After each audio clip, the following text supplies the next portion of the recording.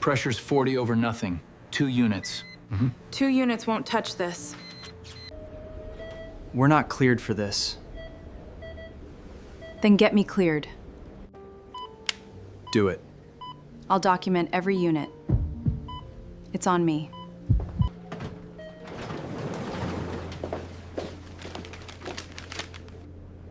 Who is he?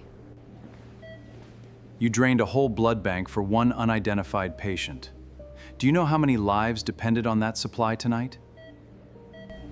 Every life here counts the same. I don't check for a name before I decide it's worth saving. The 40th bag of blood went into a man who had no name. Dana Reyes counted them under her breath, the way she'd once counted breaths on a battlefield. Steady, low, a rhythm to keep the panic on the far side of the door. Bay 4, a man with no wallet, no chart, no next of kin, and a blood pressure sliding toward the place where people stop coming back. Every rule in the book said stop. Every rule said wait for authorization, wait for a name, wait for someone above her pay grade to decide whether this stranger was worth the whole blood bank. She did not stop, and 3 hours later, when the black cars came, motorcades sleek as knives, corridors sealed by men with earpieces and no smiles, she understood that the man she'd emptied a hospital's veins to save was not a stranger at all. Somewhere across the city, a head of state was supposed to be shaking hands under a banner. He was here instead. And so was the question that would end her career or save it. Who was John Doe? Before we go on, a small note. This story is a work of fiction. The people, the hospital, the choices made inside it, all invented.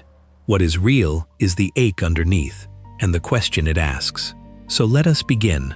It started the way the worst nights always did, quiet, then not. Dana had been on shift 11 hours when the radio crackled. The overhead lights in the trauma bay hummed their tired hum, and the third fluorescent tube, the one nobody had fixed in 4 months, stuttered on and off like a heartbeat that couldn't make up its mind. She'd stopped noticing it. You stop noticing a lot of things when you've stood where she had stood. Male, unknown age, blunt force and penetrating trauma, found down near the East River, no identification. That was all dispatch gave her. That was all anyone would give her for a long time. The doors banged open and the gurney came through fast, medics shouting numbers, and Dana's hands were already moving before her mind had finished the sentence. She had a gift the other nurses envied and the doctors relied on. She could read a body the way most people read a face. And this body was screaming. He was maybe 60, silver at the temples, expensive haircut, gone red at the edges. Somebody had beaten him, and somebody had cut him, and he had lost, by her fast arithmetic, more blood than a man his size had any right to lose and still have a pulse. On his right hand, half hidden under the blood pressure cuff, a heavy gold signet ring caught the stuttering light. Old gold, a crest worn smooth by decades of thumbs. He's crashing, the resident said. His name was Cole, young, careful, the kind of doctor who checked his own math twice. Pressure's 40 over nothing. Where's the attending? Stuck in the pileup on the west side with everybody else, Dana said. It's us. Cole's throat moved. Type and cross.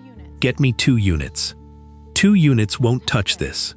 Dana already had the rapid infuser rolling toward the bay, its housing cold under her palm. This is a massive transfusion. He needs the protocol and he needs it now, or he's dead before the attending parks his car. We're not cleared for. Then get me cleared. That was the moment. She would think about it later, on a subway platform at 3 in the morning, with her hands shaking. That was the moment the whole thing turned.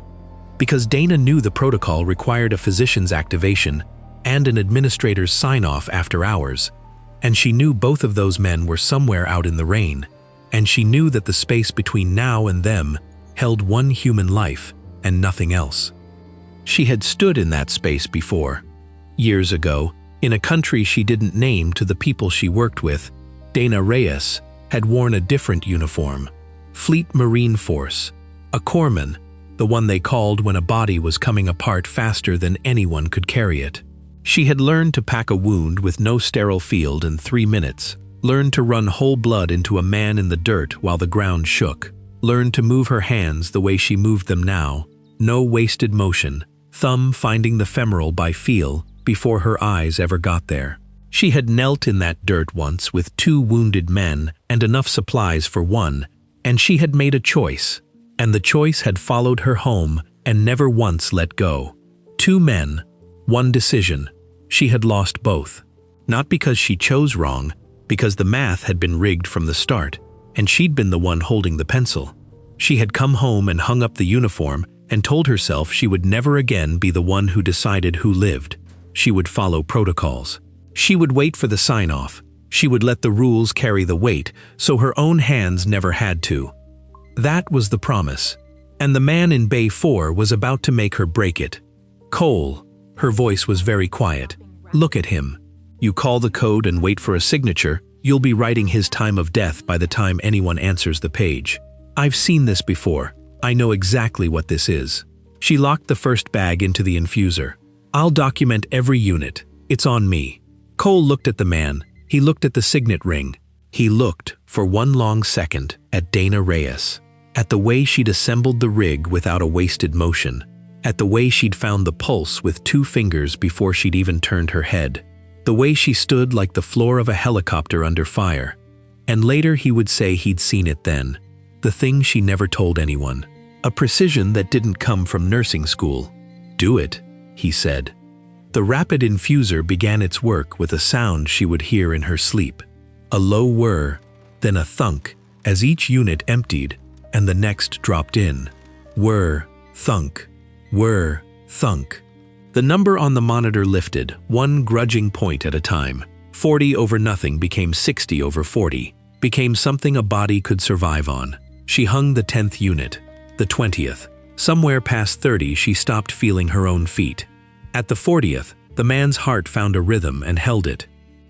Dana stepped back from the table, and only then did she notice her scrubs were soaked through to the skin, and that her coffee, the burnt, bitter cup she'd poured at the start of shift, sat cold and full on the counter, where she'd set it down 11 hours ago. She did not drink it. There was no time, because the doors opened again, and the world she knew ended. The first man through wore a suit that cost more than she made in a month, and he did not run, and he did not shout. He simply walked in as though the trauma bay had always belonged to him, and behind him came others, 2, 4, then more than she could count, all of them wearing the same flat comm, the same wires curling behind the same ears. One of them lifted the signet ring from the man's hand, sealed it in a clear evidence bag, and the ring clanked against the plastic with a sound too small for how much it meant. A woman with a State Department badge held it up to Dana's face for exactly 1 second. "This corridor is closed," she said. "Everyone who touched this patient stays. No one enters, no one leaves, no phones." "Who is he?" Dana asked. The woman's eyes moved over her, weighing, filing. "That," she said, "is exactly what we're here to find out. And what we're here to make sure nobody else does." Somewhere down the hall, through a door left half open, Dana could see the gala banner they'd hung for tomorrow's donor event, gold letters catching the light. Beneath it, a television bolted to the wall played the evening news with the sound off. And there, on the screen, was a face. Silver at the temples, expensive haircut, a head of state, arriving in New York, expected any hour now at the United Nations. The same face that lay in Bay 4 with 40 units of a hospital's blood keeping it warm. Dana Reyes stood very still and understood that she had just broken every rule in the book for a man the entire world was looking for. And she understood something colder underneath it. That when a thing like this went wrong, it did not go wrong for the men in the suits. It went wrong for the nurse. The administrator arrived at 2 in the morning. His name was Vance, and Dana had met him exactly twice, once at orientation and once when he'd cut the overnight staffing to save a line on a budget she'd never seen. He came down the sealed corridor as though he'd been invited, which perhaps he had, and he wore a suit even at 2 in the morning, cufflinks throwing small sparks under the lights. He carried a fountain pen in his breast pocket the way other men carried a badge. At the checkpoint he stopped. and to the exhausted young officer holding the door he said, quietly, "Thank you, long night for you too." Then he stepped past without waiting for an answer, and Dana filed the strangeness of it away. A man who could be gentle to a stranger and ruthless to the woman he'd come to bury, and see no seam between the two. He did not go to Bay 4 to see whether the patient lived. He came to Dana.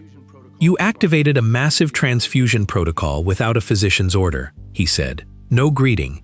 His voice was the smooth, unhurried calm of a man who had already decided how the night would end. "You drained a blood bank that serves an entire trauma center for one unidentified patient. Do you know how many other lives depended on that supply tonight, Ms. Reyes?" "Dr. Cole authorized it," she said. "Dr. Cole is a second-year resident who tells me you assembled the equipment before he spoke." The cufflinks flashed as he folded his hands. "The record shows your name on every unit, 40 of them. You made a unilateral decision to gamble a hospital's resources, and you did it on a man whose presence here is now a matter of national security. When this becomes a problem, and it will become a problem, someone's name needs to be on it. Yours already is." She heard, underneath the calm, exactly what he was building. Not an accusation, a structure, a frame with her standing inside it, and every board of it true. She had done the thing he said she'd done. She had simply done it to keep a man alive. "Every life in this hospital counts the same," Dana said. "I don't check for a name before I decide whether it's worth saving. If I'd waited for his, he'd be in the morgue, and you'd be explaining to those men in the corridor why." Something flickered behind Vance's eyes. Not shame, calculation.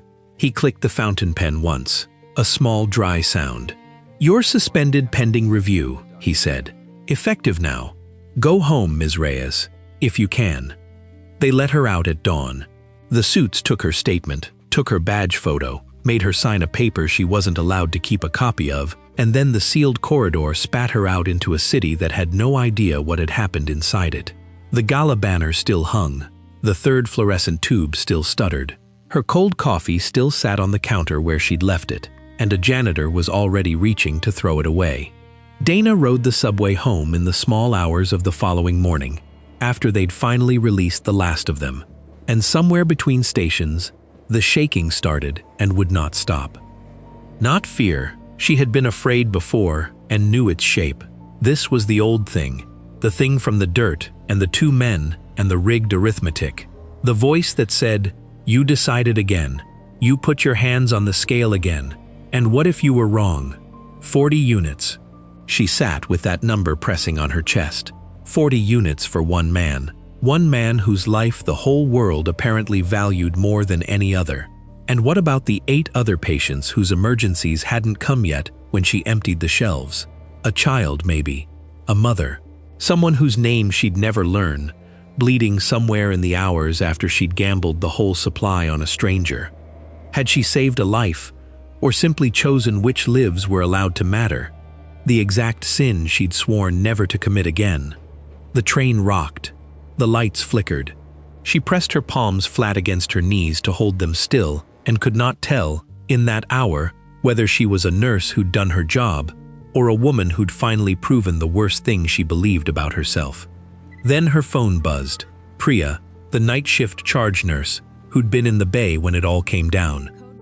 Blood bank restocked by 4 in the morning. Regional sent an emergency shipment the second the flag went up. Nobody went without.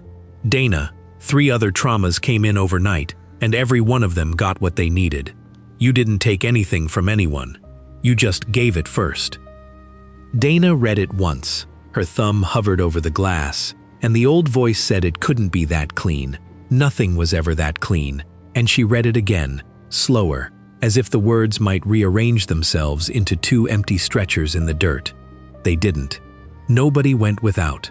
She read it a 3rd time before she believed it belonged to her. Then she put the phone against her chest, over the place where the shaking lived, and let herself breathe. She had not chosen who lived. She had only refused to let a man die while the paperwork caught up. There was a difference.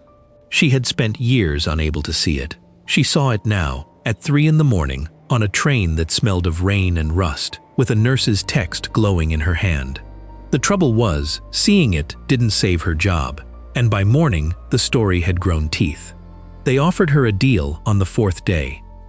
The 4 days before it moved slow as floodwater. She kept waking at shift change hours to a phone she wouldn't answer, watching it light and go dark on the kitchen table while the coffee she'd made cooled beside it, untouched, the way the cold cup had sat on the counter that night. She scrubbed a stovetop that was already clean. She folded scrubs she wasn't allowed to wear. Her hands kept reaching for work that wasn't there, and finding, over and over, only the flat quiet of an apartment that didn't need saving. By then, the whole thing had gone the way Vance said it would. A problem. The foreign head of state had survived an attempt on his life on American soil, a fact the men in suits wanted buried so deep it would never surface, and a level 1 trauma center had a nurse who'd emptied its blood bank without authorization sitting at the center of it. Someone needed to be the story. Vance had a story ready. They brought her into a conference room with a view of the river. Vance sat with his fountain pen and a single sheet of paper squared precisely to the table's edge, corners aligned, as if a crooked page were the one thing in the world he could not abide. Beside him sat Simone. Dana knew Simone, head of nursing, 20 years on the floor before she'd moved up to an office. A woman who'd once shown Dana how to hold a coding infant without breaking. Simone did not look at the river. She looked at the paper, and her jaw was tight in a way Dana recognized.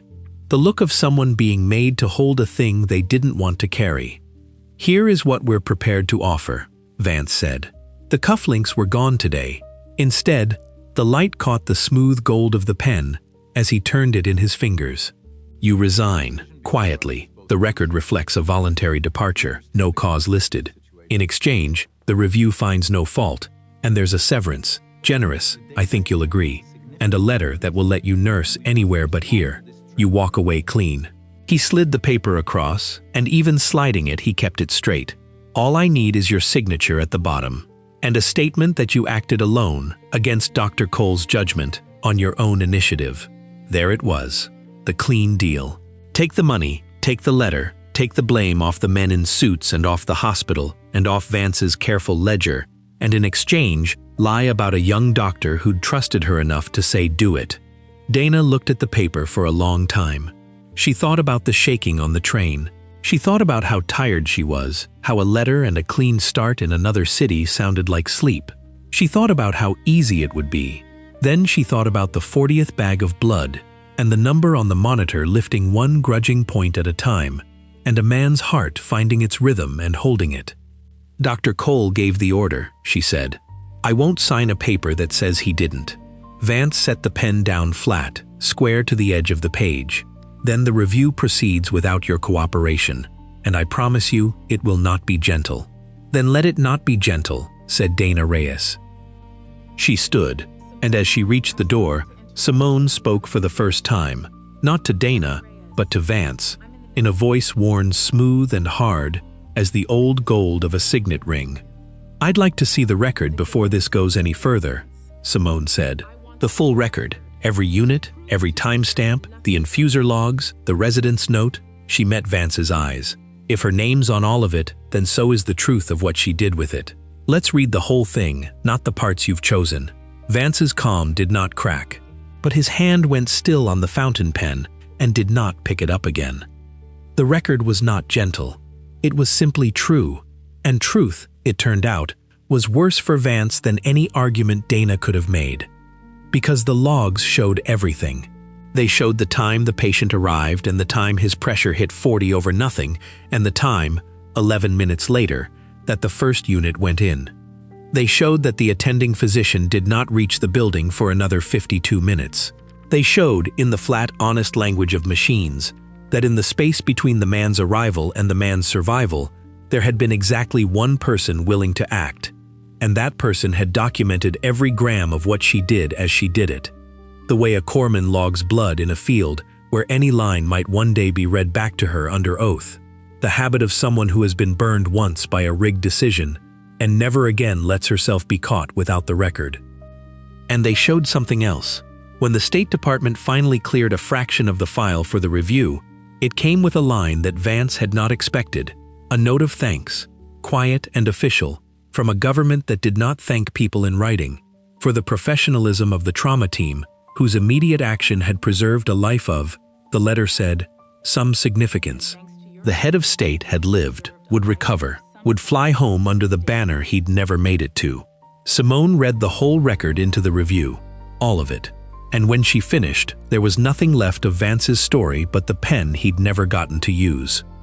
They reinstated Dana Reyes with a note in her file she hadn't asked for and didn't need, commended for clinical judgment under extraordinary circumstances. Cole kept his residency. Vance kept his office, for now, though people who keep offices by building frames around nurses tend not to keep them long, and the ones who watched him click that pen at 2 in the morning did not forget it.